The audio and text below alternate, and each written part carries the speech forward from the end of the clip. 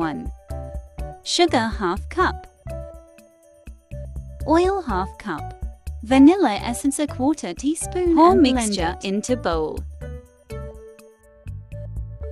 All-purpose flour 1 cup.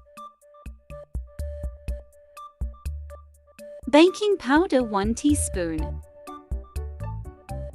Mix well and, if required, add 4 tablespoons milk.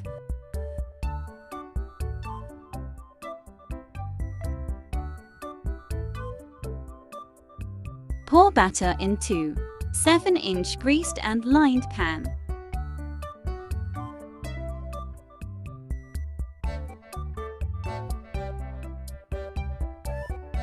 Bake for 35 to 40 minutes at 180 C.